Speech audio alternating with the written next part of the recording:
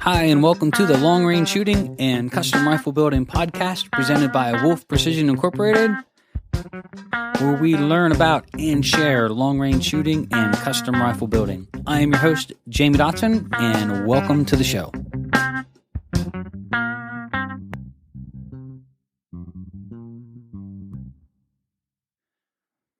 Hi, and welcome to episode 38 of Wolf Precision's Long Range Shooting and Custom Rifle Building podcast. I am your host, Jamie Dotson, and welcome to the show.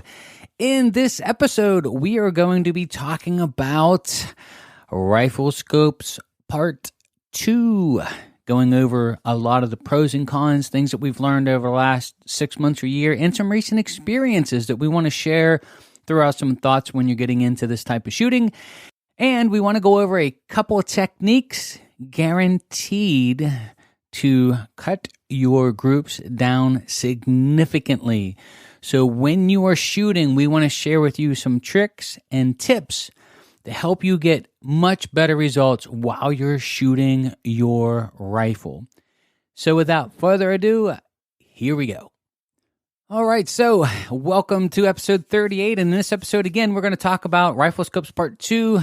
And we're going to share with you a handful of tricks to help you get your best shot when you're working with your rifle in the field. We talked about rifle scopes in the past. We've done some podcasts talking about them, the pros and cons. And this is going to be part 2 follow-up with that. And I just want to share with you as a shooter the frustration that we're finding here and what these companies are just constantly doing to our industry, and sort of diving in a little bit more into what's going on behind the scenes that's just hurting us, the shooters. So we get into this sport.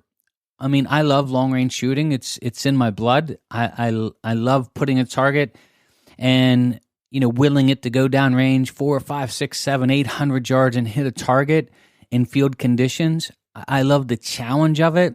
I like the humbling that it can do sometimes as a shooter when things don't go well and you're like, wow, what was that? And boy, I got to get my head back in the game.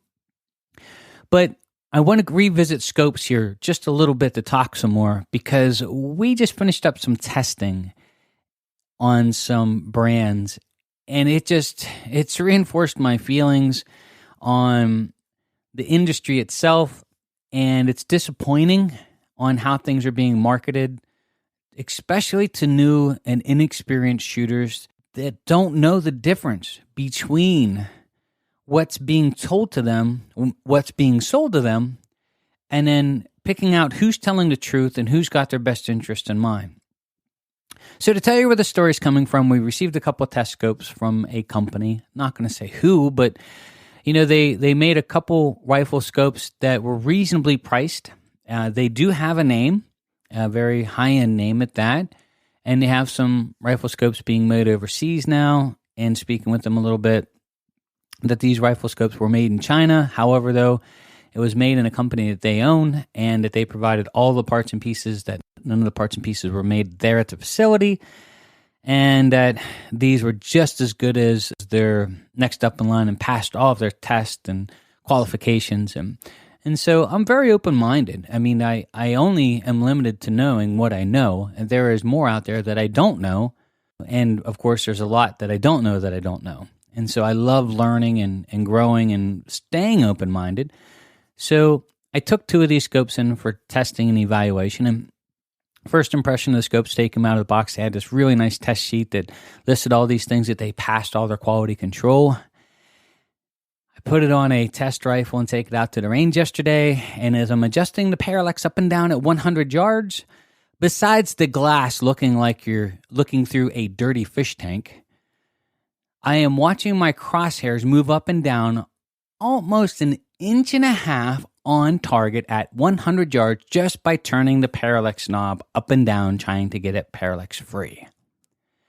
Now, we're not talking about a $200 scope made in China. We're talking about a scope that's supposed to retail for $1,500 to $1,600. That is really serious money when it comes to spending money on a long-range scope. So I can't say enough that I often wonder, and in thinking about this particular brand of scope and watching some reviews and doing a little bit of research, how do you pick these out and protect new shooters from falling into these traps of spending their hard-earned money on a scope that probably costs $200 to make in China? I think right out of the gate is we need to ask these companies why you're in a scope making business. Most of the people that are in our industry that mean well and produce a great product got into it because they were trying to fix something. They found the problem, they came up with a solution, and it worked, and they put it to market. That's called innovation. That's what drives our sport. That's what makes it better as we keep working our way down the line. And what we've done is we've opened up these doors to venture capitalists and companies buying companies to make money, not product. They're not interested in providing us with a good product. They're interested in coming up with a product that they can sell to us to get money out of our pocket. And as a shooter, I find that really, really offensive. If you're going to get into this business and you're going to tout yourself as being quality product, and you're going to have all these YouTubers and Facebook and bloggers that you're handing free product to write these glorifying reviews on how it's a pretty good product for the price, knowing dang well you're buying that, then shame on you. I wish somebody would come up with a list of products that were made in China and the Philippines as far as our optics go, so we know which ones not to buy. So I can't tell you, you take this $1,500, $1,600 piece of optic and you set it against a Vari X3, a $900 scope from Leupold. There's absolutely no comparison. Yeah, the Vari X2 and Vari X3 from Leupold, 1970s and 80s technology at its finest, but they work. The glass is nice. I mean, is it like looking through the best glass on the planet? No, but is it like looking through a dirty fishbowl? Absolutely not. Do they track? Yes, I've shot matches with them for years. I mean, are they perfect? Is anybody perfect? Does anybody make a bad product? Sure. Every once in a while it happens. We all make mistakes as manufacturers and builders. But when you get into selling somebody a product and you're trying to get into an industry simply for the sake of making money, that to me, I would like to shut the door in your face and say, get out of our industry. You don't belong here. Fix something. Make something better. Give us a better product at a better price. But don't come in here peddling your wares knowing it's junk just to get money out of our pockets. It's offensive. And I wish somebody would make a list of all the companies that are having these optics made in the Philippines and in China. And so you know where to go spend your hard-earned money. Take Macmillan, for example. Macmillan fiberglass stocks. They're old to the game. They've been around a long time.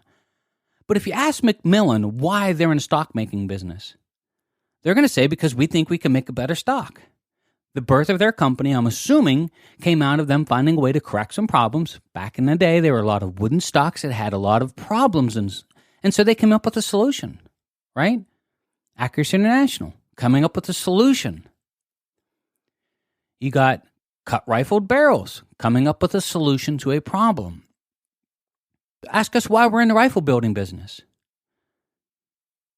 Because we think we can make the best rifle in the world. Because we found the problem that we could fix.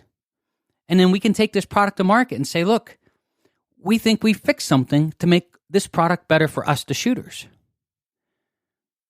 So when you're dealing with these companies, I would like to start asking them, why are you in the scope business? We get harassed at shows all the time by these scope manufacturers about, well, we can give you 50% markup. Well, I don't care about the markup. Is it a good product? What I would like to start asking these people is, why are you in the scope business? Because if you're in it because it's the business you choose to be in to make money, well, then I think you should go find another business to get involved in. Or you should at least be honest with the customers as to the product that you're making. You're making a commodity at the cheapest possible way, marketing it, spending lots of money to get it to market, buying a lot of YouTubers and Facebookers and bloggers, and peddling your wares to get into people's pockets. I remember years and years ago, we had a company come to us and say, hey, we would like to write a article on your rifles. And I was like, wow, that's really awesome. I would be honored to. And I started talking to them a little bit more, and they're like, yeah, we'll guarantee we're going to write the most glowing review you've ever seen. And I'm like, we haven't shot the rifle yet. Well, we have a shooter that's really well known that, you can send your rifle to, and for $16,000, we'll guarantee it's going to be the nicest review you've ever seen. Everybody's going to think your product is the best product in the world. And I was like, just totally stunned on this end of the phone. I'm like, well, that's not what I want. And the guy's like, what, you don't want a glowing review? I'm like, no, I want you to shoot my product and love it. And I want you to write that it's a fantastic product. That's the truth. Not, you got something for free, my money, or a product, and then you're going to write a glowing review. That's what's happening. So all of these companies are scrambling for cash. All of these magazines are scrambling for advertisers. They don't make money off of subscriptions. They make money off of advertisers. So are they going to write a damning review on a product when they just got paid, and then they're going to get paid for ads? No. They're going to write this awesome review. You do a search for the top 19 long-range shooting scopes for 2018. You're going to see all these people popping up with these lists. But how many of them are actually bought? They're hard-earned money to review these scopes. And I always say, if you read all these reviews and they're all glowing, and you're not finding any negative reviews, you're reading fake reviews. Because even if you make the best product in the world, somebody's going to complain about it. Eventually, someone's going to find something that they don't like. So, not to go off the rails on this, but I am so disappointed in a lot of the manufacturing that's going on right now, because our whole industry is absolutely flooded with venture capitalists and companies buying up other companies to try to get their toes in the pool that we swim in. Not for our best intentions, but for them to put money back in their pocket.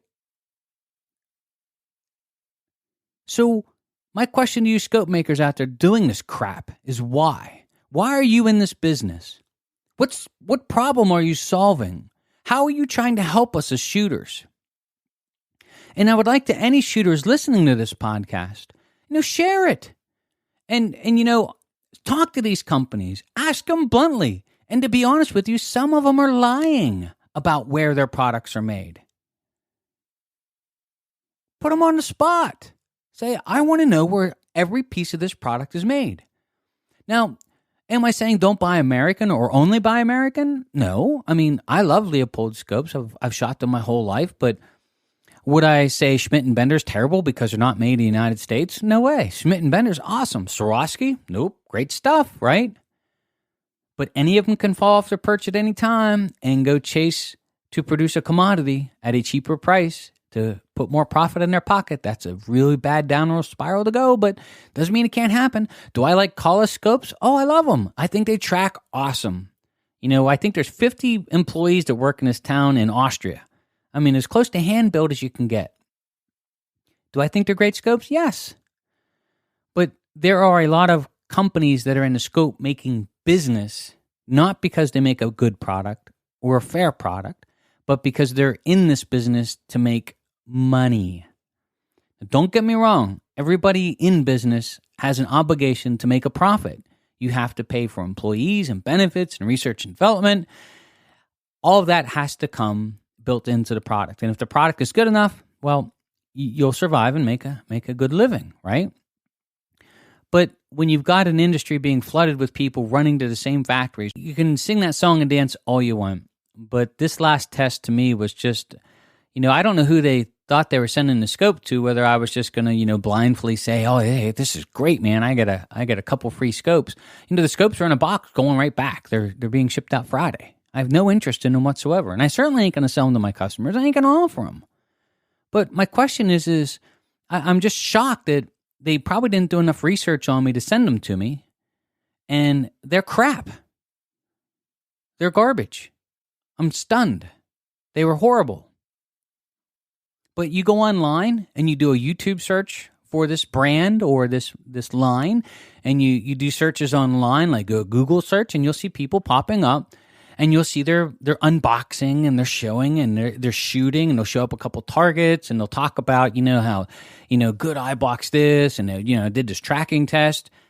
And my guess is almost every single one of them got those optics for free, and that's all they're doing is going to all these companies trying to get product that they'll eventually sell and put the money in their pocket so they can write raving reviews. And then these companies go to these people giving product away like crazies to get the raving reviews, to get customers like you and I to purchase their product. A lot to talk about. I am not shaming any scope manufacturer, and I wish I could throw some names out there, but unfortunately, I don't think that would be a fair thing, nor would it be my place to do. But me as a shooter, to anyone listening to this podcast, I am saying from the heart, be really careful in all the products that you purchase, because there's a lot of people in our industry now that aren't in it for our best interest, they're in it for theirs. And it eventually will come out in the wash, and eventually, the frustration will set in, and the quality of the product will keep getting shipped back. And yeah, they're the number one scope in this and that and the other thing, but it doesn't mean anything to me if I get the scope and it doesn't perform the way it's supposed to, or if I'm having trouble in the field and trying to figure out where the problem lies and it winds up ending the scope. You send it back. You get it back saying there's nothing wrong with it. You put it back on your rifle. All of a sudden, it's not shooting real well. I mean, how many days do you want to go to the range in frustration, not knowing that it's the scope, or wasting 6 months of your life to figure it out? And then you send it back to the factory again. No, look, I think there's something wrong with this. And they send it back to you and say, no, it's tested. It's fine. We have customers that have gone through this. So this isn't something that is new, that we've got to talk to customers in absolute horrible frustration of constantly sending stuff back and trying to get it fixed and being told there's nothing wrong with it. When we're shooting the type of shooting that we're doing, we are relying on our equipment to do exactly what it's supposed to do, and do it really, really well, and in fact, do it better than us. And as a shooter, having any weak part in that really makes for horrible range days, terrible matches, and in the end, just is a horrible experience for the shooter himself to go through. So please, if you're listening to this and you're making optics, focus on quality. Figure out why you're in the business. And if you're not in the business to make a better product than the next guy, then get out of it. It would be like having a Rolex made in China. I mean, how much would you pay for a Rolex watch if you knew they were made in China? Oh, wait, you can buy one of those now. Yeah, off those street vendors in New York, which is how I picture some of these scope manufacturers and what they're doing to our industry. All right, so let's get on to the next subject here. And I want to share with you guys a handful of tips that will all but guarantee you're going to shoot better groups. So I got to spend the last couple weeks spending a fair amount of time at the range with some different clients and customers, and taking them out to the range is a great way to deliver the rifle, but then also to spend some time with them and go over kitting the rifle out, using all the equipment properly. And what I've learned over the years is that getting them on the line and not saying anything, letting them break out of their own equipment and start going through, and then start changing their equipment up and moving some things around, and just watching their groups go from 1/2 inch, 3/4 inch down to 1/2 and 1/4 inch groups is fascinating. And so if you go on our website at wolfprecision.net and you go into our photos gallery, I am going to post up a photo of a customer that had just come through the school. He had been through the movers class, long range shooting school, built a custom rifle. And I left him shoot with his own equipment at first, and then I switched him over. So I took a picture of his one target, and the upper left target was him using his setup, and the very next target to the right and the 4 that followed it on the same target were all using a proper setup. And I want you to look at the group size. So this stuff really makes a difference. So I want to share with you some things. If you're looking to see the potential accuracy of a rifle, or testing your equipment, or getting a really good zero, I want to share with you a couple of things that I hope will help you get the best that you can out of the rifle and really see what its full potentials are. So right out of the gate, I'm going to give you a list of things here, just talk about them briefly. Right out of the gate, if you can, shoot prone. The reason I say this is off a bench, you're only resisting the recoil of the rifle with the upper half of your body. And a lot of that's just with muscle strength, actually, because you're like almost like a easily pushed back and forth, one of those Russian doll things. You are easily, pushed back and forth. You don't have any solid weight behind the rifle to resist and control and keep the recoil the same from shot to shot, unless you're shooting off a bench rest, free recoil stuff. But if you're shooting off a bipod, right out of the gate, if you can, go prone. Because then you've got your entire body flopped on the ground behind the rifle, resisting and controlling the recoil in a repeatable and predictable manner. So each time you pull the trigger, the rifle is not going to slide you across the pavement, right? It's going to come back and bump and fall forward rather than push you. And so you get this repeatable process. Also, you'll notice when you shoot off a bench, sometimes, the rifle's sliding around a lot. So they can be concrete tops or have carpet on them. But if you're using different bipods, the feet don't stick real well. And because you don't have a lot of resistance behind the rifle, when you pull the trigger, you wind up looking at 4 targets to the left each time you pull the trigger. That's not good for accuracy either. So go prone. If you can shoot prone, I always prefer to shoot prone. The second thing to do, this is a big one. You need to learn how to control the rifle at the rear in a predictable, repeatable manner. So the group that you're going to look at on our website, I'm going to put at the very top of our website, first picture in the photo gallery, was him using a rear soft bag type material that you would consider like a tactical bag. It wasn't square, it didn't have ears. It was just this mushy mess of whatever material filled with whatever material. The only thing I changed, and I've done this for probably going on 12 or 13 years at the school, is, and I'll do this with tons of students, is they don't know how the rifle is supposed to recoil and feel coming rearward into their shoulder. And it's like a car. If you take a sports car and you stomp on the gas, you can get the rear tires to break free and a car fishtails, right? Weeble wobbles back and forth. Well, your rifle does the same thing on your shoulder while it's recoiling, especially when it's setting on a bag that's a mushy ball, right? Now, there's field expediency, there's target hit expectations.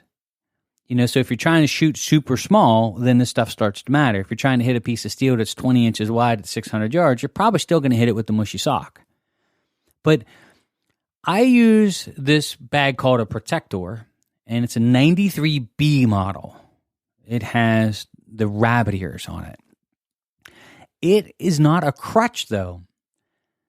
It's designed to allow the rifle to track through the ears because you're squeezing the ears with your left hand. And it keeps that rifle from shifting and sliding and moving around back and forth, making the rifle recoil directly into your shoulder straight to the rear. That's the thing that I changed on this shooter that you'll see this target for. Literally, instantly cut his groups in half. Now, there's a lot of gaming equipment out there that allows shooters to shoot past their skill set and help them hit smaller objects at distance, for sure. This isn't a gaming thing, though. The reason I say this is if you take a traditional rear bag, like we use these little square bags that go from 2 inch to 3 inch to 4 inch, depending on which side you lay them on, you can shoot the same way using that bag as you do with the bunny ears or the rabbit ear bags. What you're doing when you're squeezing those rabbit ears on the rear of that stock and you're holding that through the recoil, the rifle's sliding directly into your shoulder, so you're controlling that left and right. If I was to just simply reach down and slide the bunny ears out from underneath your hand, and you keep your hand in that same shape, so you're gripping those ears and you're pinching the stock, and then you lay that stock across the web of your thumb, between your thumb and your pointer finger, and you actually rest your hand on the bag, and you're holding the stock with your 2 or 3 fingers on the right side and your thumb on the left, and then the rifle is going to recoil through your hand just like it would through those bunny ear bags, controlling that left and right movement. What it's doing is it's showing you what it's supposed to feel like so that you can do it without the aid of the bag. This is a big one. So if you really want to cut those groups down, you've got to learn how to control the rear of the rifle just as much as the front. And a great place to start is these protector bags. They're made here in Pennsylvania. If you call and order one, call the company direct. Say, hey, Jamie at Wolf Precision sent me we're out of Pennsylvania. We know these guys really well. We buy them all the time for the shooting school. Tell them what a great product that they're making, so on and so forth. Now, ours are empty and we fill them with doll fill, but they can come with sand and heavy sand pre-filled from the company. But they're not a crutch. I just want to say this, that once you learn to use these, you're not going to be dependent on them. You're just going to learn how it's supposed to feel under recoil so you can do it without it. And I think that's really, really important. Another thing that I think helps a lot of shooters, especially that don't have real wide shoulders like myself, is it is okay to get angled to the rifle ever so slightly. We talk about this at the shooting school. And the reason we do this, if you look up Israeli sniper schools or Israeli sniper shooting mat, or they have a positional shooting mat. So there's some long stories behind the mat, but they have a mat that they train with that makes them shoot a little bit angled. And I was glad to see this and hear the whole story behind it because for myself and my stature, that's how I shoot. And it's not because I can't shoot straight behind the gun. It's just that my shoulders are a little bit narrower. And so if I get straight behind the gun, the butt or the recoil pad right at the crook of my shoulder actually rides on my collarbone. And, a 308 back in the day would just bruise your collarbone like crazy, even with a muzzle brake. So what I've learned to do is I actually slide just a little bit off center. Now I'm a right-handed shooter, so I'll swing my feet to the left a little bit. And what that does is if you take your hand and you run it along your collarbone, just run it flat right along your collarbone to the outside of your shoulder, you'll feel it hit this gap or this separation in this muscle. And what I'm doing is I'm letting that rifle butt fill that gap in a little bit of an angle so it's running along my collarbone into the gap rather than straight 90 degrees on the edge of my collarbone, if that makes sense. Now, I'm not laying at a 45-degree angle to the rifle. I'm only angled ever so slightly. But what that allows it to do is allows the rifle to fill in that gap. If you roll your shoulder around, elbow up and down, in a circle off to the right, you'll feel that gap form. And you just want that butt in that gap. And that's going to keep that rifle from wiggling a little bit left and right. And for guys with a little bit smaller stature like myself, keep the recoil pad from running right on the collarbone directly because that's rather uncomfortable to shoot, especially when you get into the bigger calibers.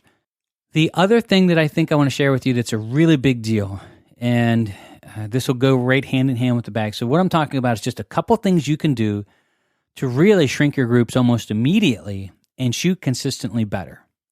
The other thing that I am going to say is that you need a bipod that has the ability to take the cant out of the rifle and to lock it in place to resist the rocking and rolling of the rifle left and right. So, for example, the PSR model Atlas or just a good old Harris bipod with the bipod lock. What those things do is they allow you to control the tension to roll the rifle left and right. And you don't want that rifle to roll left and right easy. You don't want it flopping around. Because what happens from shot to shot as you work the bolt, if you don't have that locked up really solid, now you still want to be able to level the gun, but it should be with a fair amount of resistance. It shouldn't be really easy to do. But again, when you work the bolt, you're going to cant the rifle. So the second shot isn't going to go in where the first two went. Also, under recoil, you can get some twisting going on. You have all of these things starting to put torque on the rifle and moving and trying to move things in different directions. So locking that bipod up with a bipod lock or the Atlas or the CAL, for example, once you get the gun level, lock that sucker up pretty good and just, mine is set to a high enough tension so I can just muscle it and level it, but once I level it, then I don't have to do it again. It's not easily tilted and twisted. But make sure you do that when you're getting set up on target. That way that as the gun recoils, again, it's not trying to twist left and right. And when you work the bolt, you're not artificially adding or taking away cant from the inertia of you slamming the bolt up and then slamming it back down, causing the rifle to roll left and right, making it not level. And then the last thing I want to share with you that's really important is you've got to get a scope level on there. They make different ones. They make some that go on the actual scope tube itself and 6 off to the side.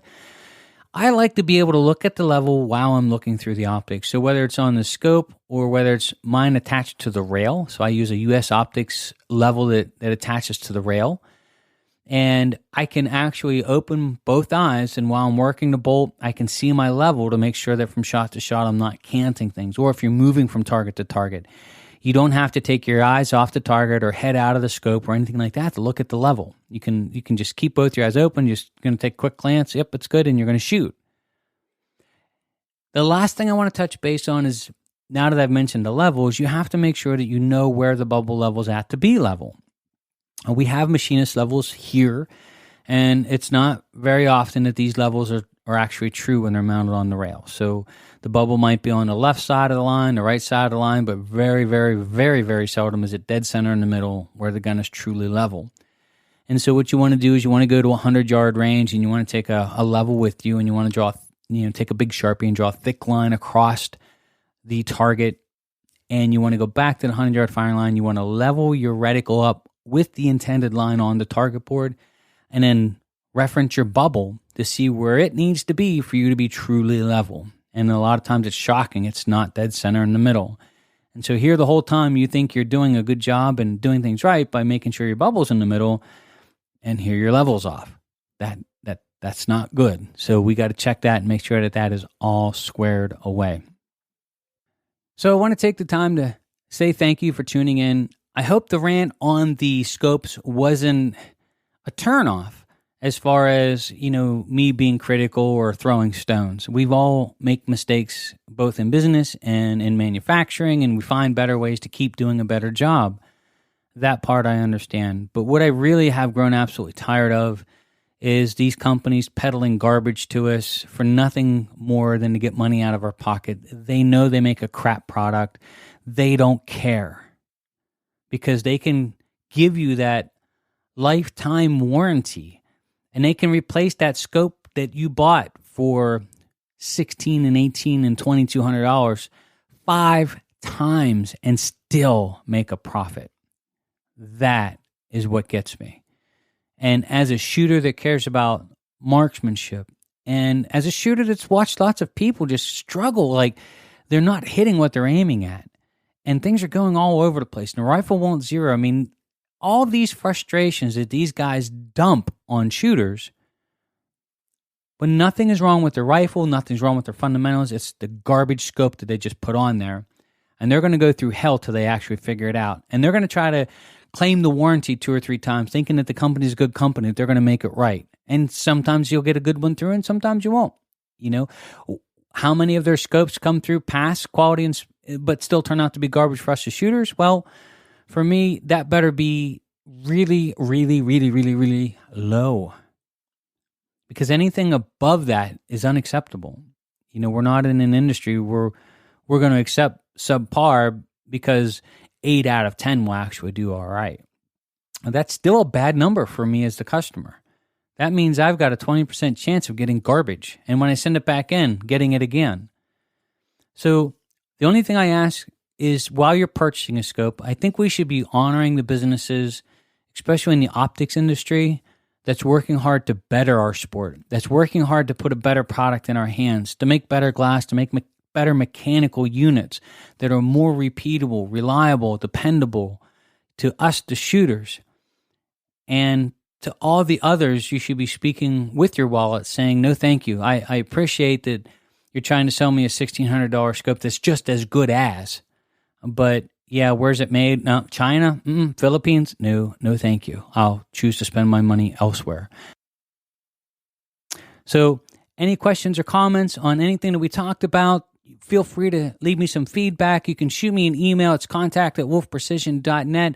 As always, never be afraid to give me a call here at the shop. My number here is 814-262-7994. And, of course, we'll have those pictures up on our photo gallery. You can take a peek at this one target. The upper left circle is with him using his setup and rear bag. The next 5 groups are the same rifle, but you can see the group size difference and how consistently he just drew that almost instantly right in. So we'll post those pictures up there at wolfprecision.net, and they'll be under our photo gallery. So thank you, everyone, for taking the time for joining us. My name is Jamie Dotson. I'm your host, and you are listening to the Long Range Shooting and Custom Rifle Building Podcast.